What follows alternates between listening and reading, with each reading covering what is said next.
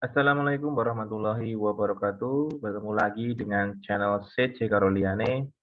Hari ini kita lanjutkan pembelajaran latihan soal pretest PPG Guru tahun 2022, Satuan Pendidikan untuk SD, SMP, SMA, mata pelajaran PJOK dan atau Pinjaskes Orkes, beserta kunci jawaban dan pembahasannya tentunya. Langsung kita menuju nomor 1. Di dalam standar proses pembelajaran dikemukakan bahwa pembelajaran itu harus interaktif. Maksud dari pembelajaran interaktif adalah A. Yang aktif tidak hanya guru, tetapi juga peserta didik. B. Peserta didik dan guru sama-sama aktif dan kreatif. C. Guru aktif menyampaikan materi kepada peserta didik. D. Peserta didik aktif menanyakan hal-hal yang belum jelas. Di sini yang ditanyakan adalah pembelajaran aktif itu seperti apa? Ya, jadi A. Aktif tidak hanya guru, tapi juga peserta didik. Ini benar. B. Peserta didik dan guru sama-sama aktif dan kreatif. Ini juga benar. C. Guru aktif menyampaikan materi kepada peserta didik, jadi gurunya aja yang aktif. Salah. D. Peserta didik aktif menanyakan hal-hal yang belum jelas. Ini peserta didiknya yang aktif. Jadi jawaban C dan D dicoret. Salah.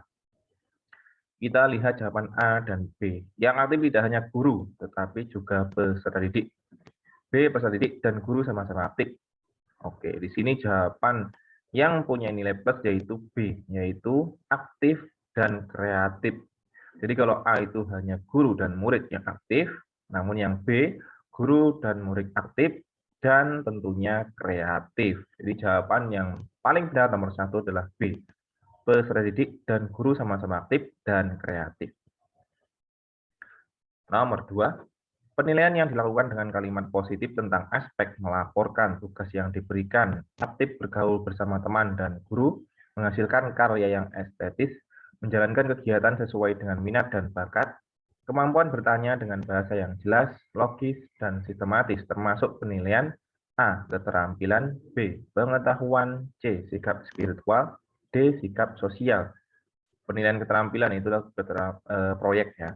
B. Penilaian pengetahuan itu kognitif, jadi menjawab pertanyaan atau menyusun pertanyaan. C. Sikap spiritual itu adalah agamis. D. Sikap sosial. Nah, ini sikap sosial ini maksudnya adalah hubungan antara manusia itu dengan manusia yang lainnya. Jadi jawaban yang paling benar nomor 2 adalah D. Sikap sosial. Ini intinya bergaul bersama teman dan guru. Nomor 2 adalah D. Sikap sosial. Nomor 3. Pak Amir mengajar menggunakan media gambar, foto yang dilengkapi video yang menampilkan masalah-masalah sosial, kelaparan, dan kemiskinan di suatu daerah, kenakalan remaja, akibat bencana alam, dan lain sebagainya. Kemampuan yang akan diaktualisasikan Pak Amir dalam pembelajaran tersebut adalah A. Sikap terampil dalam penerapan pengetahuan terhadap masalah sosial. B. Sikap kritis terhadap kejadian yang menimpa daerahnya. C. Memahami masalah-masalah sosial yang terjadi di sekitarnya. D. Mampu mengatasi akibat dari berbagai bencana dan masalah sosial lainnya. Oke, di sini Pak Amir sengaja memancing anak untuk berempati, untuk berpikir, ya, untuk memancing simpati ya, dari perasaan anak-anak. Oke, langsung saja jawaban A. Sikap terampil dalam penerapan pengetahuan terhadap masalah sosial. Nah, ini kurang benar. Sikap kritis terhadap kejadian-kejadian yang menimpa daerahnya. Ini juga kurang benar. Kenapa? Di sini yang dipanjang adalah empati, simpati. C. Memahami masalah-masalah sosial yang terjadi di sekitarnya. Ini hampir benar ya. Kita coba jawaban D. Mampu mengatasi akibat dari berbagai bencana dan masalah sosial lainnya. Nah, di sini aktualisasi Pak Amir dalam hal ini adalah C, yang dimaksud atau yang dimaunya adalah C. Memahami masalah-masalah sosial. Apa masalahnya ini? Sosial kelaparan, kemiskinan, kenakalan remaja, yang terjadi di sekitarnya. Jadi apa yang ada di sekitarnya, masalah-masalah sosial yang ada di sekitarnya, mereka dituntut untuk memahami. Ya. Jadi memahami itu bisa proses pembelajaran terjadi di situ. Jadi itu yang diinginkan oleh Pak Amir. Di jawaban yang paling benar nomor 3 adalah C. Sekali lagi, semua A, B, C, D itu benar. Namun di sini kita adalah mencocokkan apa yang pertanyaan mau. Jadi di sini jawaban yang paling benar adalah C, sesuai dengan apa yang dimau oleh pertanyaan nomor 3 ini. Lanjut kita ke nomor 4. Dari sejumlah siswa dalam satu kelas, tidak ada satupun yang bisa menjawab soal tertentu pada seperangkat tes, sehingga tujuan pembelajaran telah ditetapkan tidak tercapai.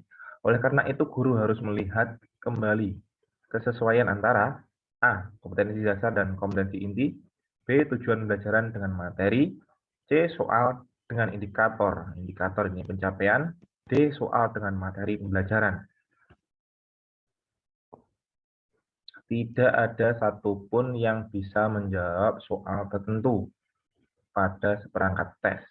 Jadi ini tidak semuanya soal yang tidak bisa menjawab, tapi tidak ada satupun yang bisa menjawab soal tertentu. Ini hampir semuanya ini, tidak ada satupun, jadi hampir semuanya. Oke. Di sini kalau banyak yang tidak bisa, berarti di sini yang masalahnya adalah biasanya tes yang kita berikan kepada anak itu berbeda dengan materi yang kita sampaikan atau pembelajaran yang kita sampaikan. Jadi di sini mungkin gurunya membuat soalnya tanpa melihat materi yang telah diajarkan. Ini sering sekali terjadi di sekolah ya. Biasanya malas membuat soal, mereka langsung copy paste atau minta soal ke guru lainnya. Jadi di sini jawaban yang paling benar adalah D. Ya, melihat kesesuaian antara soal dengan materi pembelajaran. Jadi soal itu dibuat sesuai dengan apa yang telah mereka dapatkan dari kita. Jadi mereview lah dengan soal-soal itu. Ini konsep dari uji penilaian pengetahuan. Dan ini pilihannya mungkin ya ABC atau pilihan ganda atau IC. Jadi kita bisa membuat soal-soal selain pilihan ganda dan IC untuk merangsang pemahaman dan kecerdasan siswa. Oke ya, ini nanti kita bahas di video selanjutnya lah untuk soal ini. Oke, jadi jawaban nomor 4 adalah soal dengan materi pembelajaran. Lanjut kita nomor kelima. Untuk memperjelas pesan dan mudah diterima para siswa, Ibu Dewi menggunakan media gambar dan video agar siswa mengamati, mencermati, dan dapat menceritakan kembali isi pesan yang ada dalam gambar dan video tentang silsilah keluarga dengan benar. Tujuan pembelajaran yang akan dicapai adalah A. Aspek nilai dan sikap, B. Aspek keterampilan sosial, C. Aspek keterampilan berpikir, D. Aspek pengetahuan. Oke. A. Aspek nilai dan sikap. Ini tidak ada di sini. B. Aspek keterampilan sosial. Ini juga tidak ada. C. Aspek keterampilan berpikir. Ini ada. Ya, tapi kita lihat D dulu. Pilihan D. Aspek pengetahuan. Untuk memperjelas pesan dan mudah diterima para siswa, materi maksudnya, Ibu Dewi menggunakan media gambar dan video agar siswa mengamati, mencermati, dan dapat menceritakan kembali. Ya, di sini kita sudah tahu kuncinya, yaitu kuncinya adalah siswa mengamati, mencermati, dan menceritakan kembali. Jadi presentasi tentang silsilah keluarga dengan benar. Jadi jawaban yang paling benar di sini antara C dan D, yang paling benar adalah D, aspek pengetahuan. Jadi aspek keterampilan berpikir itu termasuk di dalam aspek pengetahuan. Jadi nomor 5 jawabannya adalah D, aspek pengetahuan. Nomor 6, Pak Aswan mengajar tentang masalah-masalah yang ada di lingkungan setempat dengan model pembelajaran kooperatif berkelompok. Pada Pak Aswan ingin menilai bagaimana siswa menyampaikan pendapat, menanggapi pendapat temannya dalam diskusi. Penilaian yang dilakukan Pak Aswan adalah A. Penilaian proses, B. Hasil belajar, C. Penilaian presentasi belajar, D. Penilaian produk. Di keempat jawaban ini yang paling benar, yang mana? Proses itu adalah proses di mana siswa mendengar presentasi, mendengarkan, dan mempresentasikan di prosesnya. Jadi proses tanya jawab. B. Hasil belajar, yaitu nilai atau penilaian yang bersifat mungkin tertulis maupun tidak tertulis. C. Prestasi belajar, ini bukan presentasi ya, maaf. Prestasi belajar. Nah, ini prestasi belajar itu hasil dari penilaian. D. Produk belajar. Produk belajar yang berupa produk di praktek. Jadi sini jawaban yang paling benar ada penilaian proses. Jadi penilaian siswa tanya jawab aktif, siswa aktif dan kreatif dalam pembelajaran kooperatif ini, yaitu siswa berpendapat, siswa bertanya, siswa berdebat, dan sebagainya. Nomor 6 jawabannya adalah A, penilaian proses. Lanjut kita ke nomor 7. Dalam ulangan harian, guru menemukan seorang siswa mengerjakan soal dengan cara yang berbeda dari cara pengerjaan guru. Sikap dan tindakan guru yang paling tepat terhadap temuan tersebut adalah A, menegur dan menasihatinya supaya mengerjakan soal dengan cara yang telah diajarkan. B, membiarkan apa adanya karena itu cara siswa sendiri. C, menghargai kreativitas siswa dengan cara mengklarifikasi jawabannya. D, menjelaskan ulang cara pengerjaan oleh guru beberapa kali. Oke, di sini biasanya kalau guru matematika, IPA ya, yang hitung-hitungan itu biasanya mempunyai metode atau teori sendiri, cara sendiri, namun biasanya siswa ini menemukan beberapa teknik penghitung sendiri. Nah, itu tidak perlu kita langsung salahkan ya. Kita coba lihat teknik itu ya, apakah sesuai dengan apa yang kita inginkan atau yang biasanya teori-teori populer lainnya, apakah sama, dan tentunya juga kita uji teori tersebut dengan soal lain. Kalau misalnya hasilnya sama dengan teori-teori sebelumnya atau teori-teori yang biasanya kita gunakan, itu bisa membantu siswa untuk belajar atau menggunakan teknik sendiri dalam menghitung suatu rumus mungkin. Jadi di sini yang paling benar adalah C, menghargai kreativitas siswa dengan cara mengklarifikasi jawabannya. Jadi kita tidak langsung membenarkan siswa, tapi kita coba klarifikasi jawabannya. Kita olah lagi dengan rumus siswa yang baru itu, dengan rumus baru siswa itu, dengan soal lain apakah hasilnya akan sama, hasilnya akan benar. Kita harus klarifikasi jawabannya. Oke, jadi jawaban nomor 7 yang paling benar adalah C, menghargai kreativitas siswa dengan cara mengklarifikasi jawabannya. Nomor 8, Pak Ridan, seorang guru SMA menerapkan metode Cooperative Teaching and Learning, CTL, dalam pembelajarannya. Dengan demikian, para siswa aktif bertanya, belajar kelompok, melakukan penyelidikan, serta membangun pengetahuan dan pemahamannya sendiri. Pembelajaran demikian merupakan aplikasi dari teori belajar A. Behaviorisme, B. Konstruktivisme, C. Kognitivisme, D. Humanisme. Nah, untuk metode cooperative teaching and learning, nah di sini biasanya kalau kita pengalaman membaca soal ya, ini termasuk dalam konstruktivisme ya. Tapi kita lihat dulu pembahasannya. Nah, kalau seperti ini kita harus coba lihat dulu ya. Oke, bisa dibaca di sini. Mungkin Bapak Ibu, teman-teman bisa pause dulu kemudian dibaca. Tapi di sini saya tegaskan di bawah ini ya.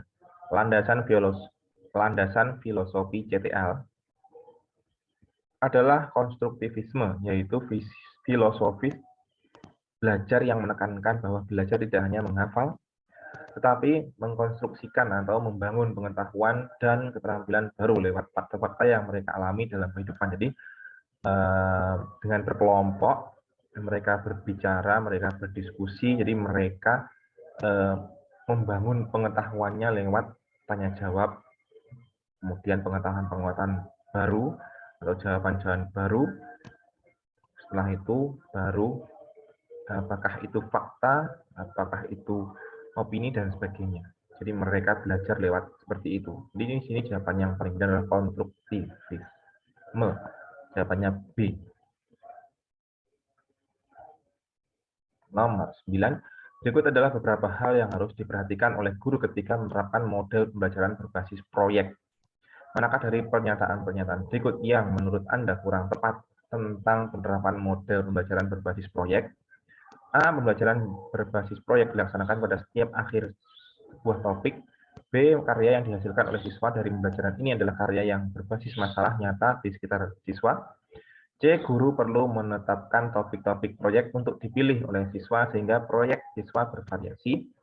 D. Guru menetapkan satu topik proyek yang sesuai dengan tema. Pertanyaannya yaitu pernyataan berikut menurut Anda kurang tepat tentang penerapan model pembelajaran. Jadi sini kecuali ya.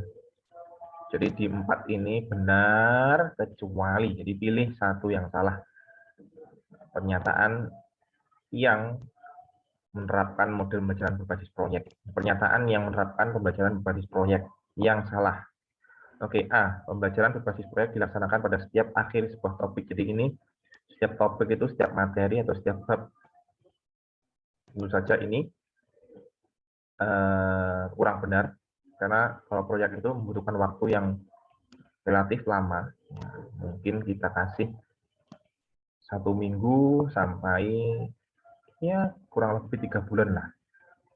Biasanya proyek itu persiapan untuk PTS maupun PAS. B. Karya yang dihasilkan oleh siswa dari pembelajaran ini adalah karya yang berbasis masalah nyata di cita-cita. Ini benar sekali. C. Guru perlu menetapkan topik-topik proyek untuk dipilih oleh siswa. Ini benar sekali. Tidak monoton ya, sama semuanya proyeknya. D. Guru menetapkan satu topik proyek yang sesuai dengan tema. Jadi guru menetapkan satu topik proyek yang sesuai dengan tema. Jadi temanya apa, kemudian topiknya apa. Mereka bisa memilih, mereka bisa mengembangkan topik itu. Ini jawaban yang kurang tepat yaitu A. Pembelajaran berbasis proyek dilaksanakan pada setiap akhir sebuah topik. Tidak. Biasanya gabungan atau blend. Jadi gabungan antara satu pelajaran dengan pelajaran lainnya itu juga bisa. Jadi membuat proyek bersama pelajaran olahraga dengan matematika mungkin menghitung denyut nadi mungkin dan sebagainya. Jadi jawabannya nomor 9 adalah A.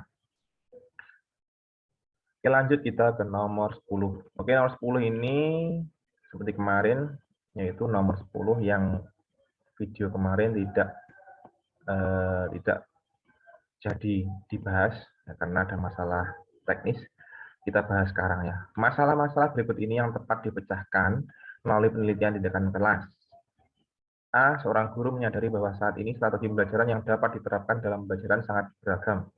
Sehingga guru tersebut ingin mengetahui manakah strategi pembelajaran yang paling tepat di kelasnya. Ini bukan masalah, ini hanya menguji pembelajaran saja. Kalau PTK itu harus ada masalahnya, kita harus cari permasalahan dulu. B. Seorang guru baru saja membaca suatu referensi yang menyatakan bahwa pendekatan kontekstual cocok digunakan. Ini juga untuk menguji pembelajaran. C. Seorang guru mendapati bahwa aktivitas belajar siswa cukup rendah. Guru tersebut ingin memperbaiki kondisi itu melalui pembaharuan pembelajaran di kelas yang diampunya dengan menerapkan model pembelajaran berbasis masalah. Nah, ini cukup benar. Kita lihat pilihan yang D. Seorang guru mendapati bahwa siswa-siswanya kesulitan memahami suatu materi. Guru tersebut ingin mengetahui sebenarnya faktor apa yang menyebabkan siswa mengalami kesulitan itu. Oke, pilihannya adalah C dan D di sini. Nah, kalau PTK itu biasanya ingin menyelesaikan masalah siswa. Ini siswa mengalami masalah ya, kesulitan memahami suatu materi. Yang D. Yang C adalah siswa aktivitas belajarnya rendah karena mungkin kurang menarik dan sebagainya. Nah, di antara C dan D ini yang paling bagus untuk digunakan masalah PTK itu yaitu C. Seorang guru mendapati bahwa aktivitas belajar siswa cukup rendah, aktivitasnya rendah ya, mungkin kurang menarik atau malas. Ya. Guru tersebut ingin memperbaiki kondisi itu melalui pembaharuan pembelajaran, jadi menggunakan metode terbaru di kelas yang diampunya dengan menerapkan model pembelajaran berbasis masalah. Ya, mungkin mereka membuat percobaan dan sebagainya. Jadi nanti bagaimana kondisi sebelumnya dengan kondisi setelah adanya pembaharuan model pembelajaran ini. Oke, jadi jawabannya yang paling benar adalah C. Di antara C dan D, yang paling benar adalah C. Baik, sampai di sini dulu latihan soal kali ini. Semoga bermanfaat. Mohon maaf bila ada kata-kata yang salah, kata-kata yang kurang jelas. Mohon dimaafkan, dan bila ada yang ditanyakan atau kritik saran, silakan disampaikan di kolom komentar. Terima kasih, semoga bermanfaat. Sekali lagi, saya akhiri. Wassalamualaikum warahmatullahi wabarakatuh.